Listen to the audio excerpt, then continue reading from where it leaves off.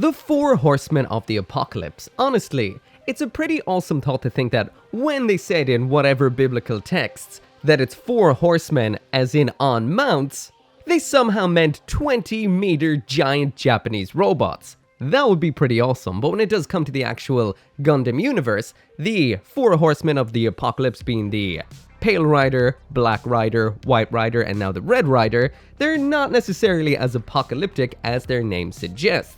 They're essentially high-end-ish mobile suits for their time with a pretty cool onboard computer. Besides that though, they're not end-of-the-world kind of mecha. Anyway, we've seen before the different variants of the high-grade Pale Rider in one form or another, that being the Pale Rider, you can check out that review if you want to, the White Rider, once again you can check that one out if you want to, and the Black Rider. I've taken a look at all of those so far, so this is the last in the line, the Red Rider. As you can tell from that box right there, it is in monochromatic red, which means it was a premium Bandai exclusive, and I think this came out sometime last year, maybe November or December, so if you do want one of these of your own, it may be hard to get, so you can get yours where I got mine, and that is through BUYEE. Anyway, let's get right into the review. So when it comes to the build of the high-grade Red Rider, if you've built the high-grade Pale Rider before, this is essentially the exact same kit with just a couple of differences, the main one of course being the color. Now this one is the most similar to the Pale Rider that we've seen so far. The black and the white, especially the white, kind of diverge a little bit from it, but this, for the most part, is a color swap. So when it does come to the plastic inside the box, we do have 6 full runners, but we have a couple of smaller ones too, which I wouldn't really count into the mix. The smaller ones include a Q2 part for using to make a shield, and 2 variants of Runner D, which is the visor for on this kit. Now that is one thing I will say about these Pale Rider based kits. They all have some version of the exam system, which means it kind of goes Super Saiyan for a little while. And in order to actually show one or the other, we've got 2 different visor types. Green is for normal mode, red is for the exam system mode. Actually, I mean the Hades mode. Exam is the Blue Destiny, but it's kind of the same thing. And with this particular suit, the Red Rider, it's the Ares system. But that leads into the biggest issue when it comes to these Pale Rider based kits. The Pale Rider was a kit from maybe 2016, I'm pretty sure it was a premium Bandai only kit, and it was a nice kit for the most part besides one major issue. It has pretty bad color separation, so we've got a lot of stickers inside of this box. A whole bunch are for using in the standard mode, a whole bunch are for using in Ares mode, and then other ones are just general use color correcting stickers. Now, when I built this kit, I did not use any of them because I actually think the Pale Rider is a nice kit when you don't use the stickers. Now that is why this right here is a kit that I wouldn't necessarily recommend to beginners. There's a lot of seam lines, a lot of mold lines, a lot of things you need to clean up, and a lot of the details will be stickers if you build it as an out-of-box build, so you would be better off painting it. Now, for these reviews, I do not paint the kits. For the most part, all I would ever do is do some panel lining, so that is what I did. I decided to forego pretty much all of the stickers besides the eyes and give it a little bit of a gray panel lining here and there. And what I ended up with in the end, I am super happy with. This is the way I like these kits. For a very basic build, I prefer the no stickers and a lot of panel lines. Anyway, that's pretty much it for the build.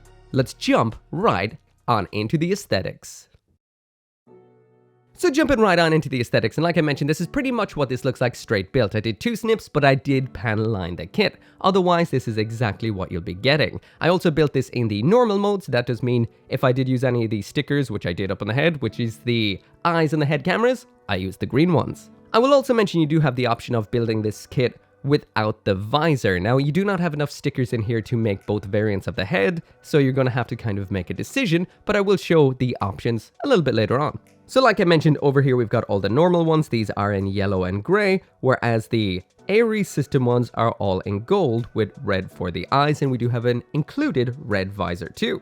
So these are basically for using around all the vents on this particular unit because the venting, I guess, essentially lights up when this kit hits its Super Saiyan mode. Also the eyes will be red, but I thought the green would be a nicer contrast for the finished model kit. When it comes to the standard ones, we do have these gray ones up here. These are for these large block sections of white right here on the shoulders, right here. These are the ones that should be in gray. These ones right here, the ones that are kind of pointed towards the top, these are for using, once again, on the venti segments. They go around the bottom of this to add some white onto these nice thrusters on the side of the legs. And that red one right there is for the handle of the big old sword that we'll be taking a look at a little bit later on. So anyway, jumping right on into that full 360-degree spin, and like I mentioned, this kit would look a whole lot better painted, at least painting the details that are missing due to the lack of stickers. However, if you don't really mind that sort of aspect, like I don't really mind it too much, of course I would prefer it to look absolutely perfect, but the amount of actual molded detail on the Pale Rider kits means that hitting it with some panel lines really does bring out a lot of the detail and still looks like an absolutely awesome kit. It just doesn't look exactly like it should. Now, we'll mention, there are some other downsides to this kit. The Pale Rider kit has always been a very simplistic kit. I really feel like it's what started off the premium Bandai exclusive molds, and therefore is a little bit on the basic side. So, for example, you'll get massive seams up the back of the arms. These are lethal bad. There's the usual seam up the side of the head, which isn't so bad, and there's mold lines pretty much all over the place. Once again, it's not the worst. Nub placement isn't great. Usually in more modern kits, you can snip a nub fairly roughly, and it will be hidden for the most part, but not necessarily on this kit. All in all though, I do feel the good outweighs the bad, and this is a pretty damn cool looking early Universal Century design right here. So now jumping into the accessories, and here's everything that comes inside the box with the high-grade Red Rider, and this kit comes packing. So first off, we've got a standard ground Gundam style shield. The main event of this kit, the shield that transforms into a big old sword. Long range weapon wise, we've got this thing right here. Ye old ground Gundam or ground gym machine gun. A pair of beam sabers, a giant sword beam effect, and we have a spare alternate hand as well as an alternate face for using with the kit. So when it does come to the hands in here, these are the standard holding hands, but we do have some alternate ones in here. These are as, well, regular as they come. As for the alternate hands that we get in here, that is this right one right here. This is for holding on to one of the weapons specific to this kit. And even though it's not mentioned in the manual of this kit, we do have a widespread open hand included in here as well. Now, as far as I can see, we do not have any back armor on the runners for using with this, but you could just cut out a square bit of plastic or modify the back of one of the other hands and you'll be able to actually use that. But yeah, once again, that's an extra. So when it comes to the actual weapons in here, I'm going to break it up into two loadouts. First off, we've got the standard Federation style machine gun. You see these on ground Gundams, the EZ8, ground gyms, etc. As for the bit of a spiel about this, jumping over to the Gundam wiki for the info, this is the YHI-YF MG100 100mm machine gun. The standard armament for Federation mobile suits, ground forces during the 1-year war that was developed by Yashima Heavy Industries. It's got a box magazine and folding stock, excellent rate of fire, and is easy to wield. So continuing on with the ground Gundam or ground gym style equipment, we've got this shield right here, which is your usual gym ground type sort of shield, and it does everything that you'd expect it to. Once again, jumping over to the wiki for the blurb about this, and it says this is the RGM SHSHWF S00109 shield. Mounted on the forearm, this small light shield is commonly used by the Gundam ground type and Gym ground type. Constructed of Luna titanium alloy, it is designed primarily to protect the cockpit and other critical areas. It can also be used as a close-range striking weapon. So attaching this on is the usual routine with these sort of shields. You have an adapter segment which you pop onto the back of the arm, which has two pegs, one for attaching it onto the rear of the arm or onto the side, so you can make your choice. I'm going with the side here, and as you can see, like I mentioned already, this is in the ground Gundam colors, or should I say the ground gym colors. Also, we do have a nice little sticker included in here as well. This actually works out quite well. Usually I'm not the biggest fan of sticker style decals, but this one, it doesn't seem to be looking too bad. The border on it's quite narrow, and that's a nice design. The newer Gym ground types are very nicely designed kits, and that does mean what we had with those is present here too. So we have a moving little segment here, a couple of points of articulation.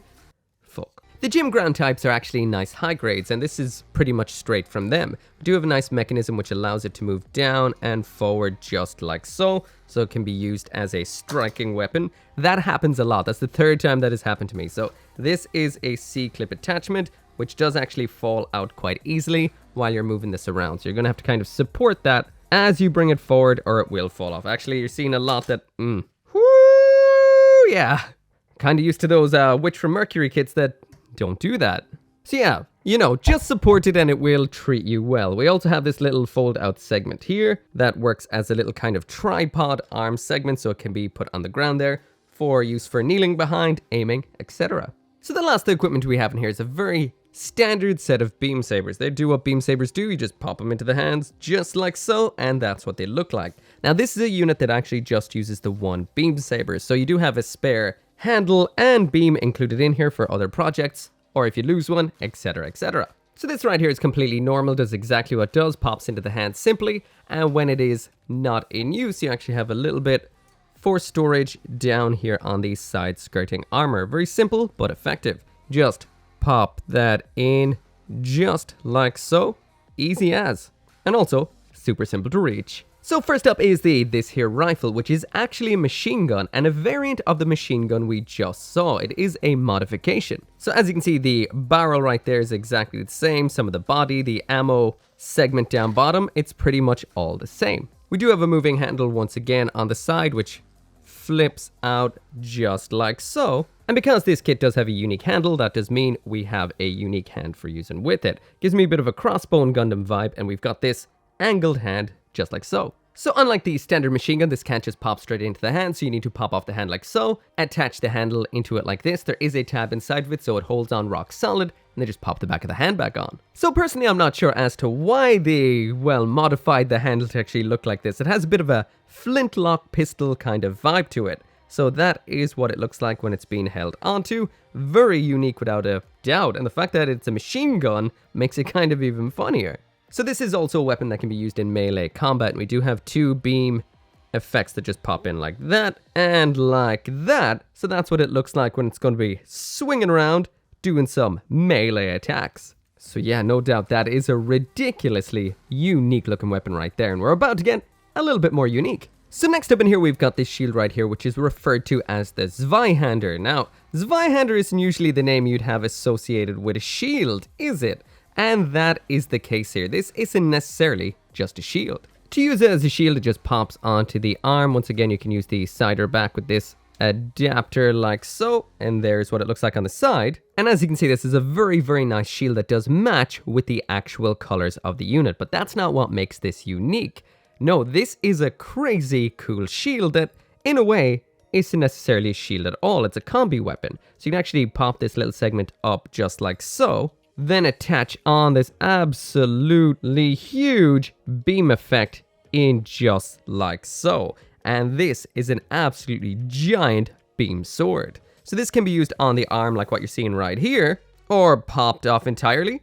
Remove this end segment, and then just pop this handle in the end like so. Now that little segment at the end is meant to be red, that's why we got a sticker for that, but it doesn't look too bad like this. So we'll mention out of box, this had no issue whatsoever. I got it into a few poses for the intro, etc., and everything was going fine. But as this review has been going on, this polycap here has just been wearing out, and well, it doesn't take much to just knock it out whatsoever. It is a Zweihander, so you should probably pop it into two hands, but it was having absolutely no issue one-handing it up till now. I guess it's not the hardest to tighten up a polycap like that. Just pop a little bit of super glue or something onto the ball, let it dry, then pop it in. But that is a little bit of a disappointment considering just how cool of a weapon that is. The last option we have then in here is for the head. So you can have the green sticker underneath and the green visor, or use the pinkish red one I showed in the intro, or should I say in the build.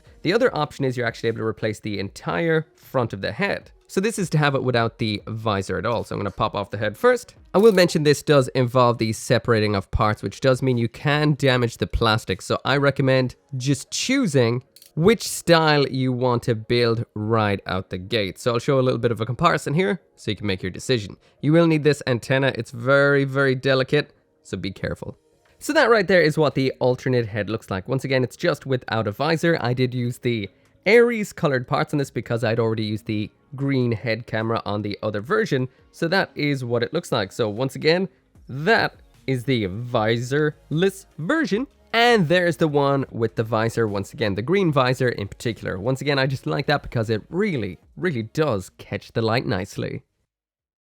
So now jumping into the articulation, and as you've seen, this is a little bit floppy in some regards due to the polycaps, but it's not that bad on the whole. Mainly I'm just having a problem with the left wrist, but besides that, it's not doing too bad. As for the overall articulation, Honestly, it's not that bad. It's par for the course for an older high grade. The only real limitations I find here and there is maybe the ab crunch and the ankles, but besides that it does quite well. At the ankles, they don't pivot side to side so much, so it can't get too low in the lunge. The knee bend could be a little bit better, but it's not bad by any margin. And the ab crunch is marred a little bit in the old way that it's kind of solid and really does, well, the torso is solid, doesn't do much itself. And it all relies on a single polycap ball joint at the waist, which from behind you can actually see into. But besides that, it does really well. It drops down into the lunge nicely. It's tight enough for the most part right now, but we did see what happened to that wrist. How it will age over time? Well, I can only guess from my standard Pale Rider kit, and not great, but not the worst.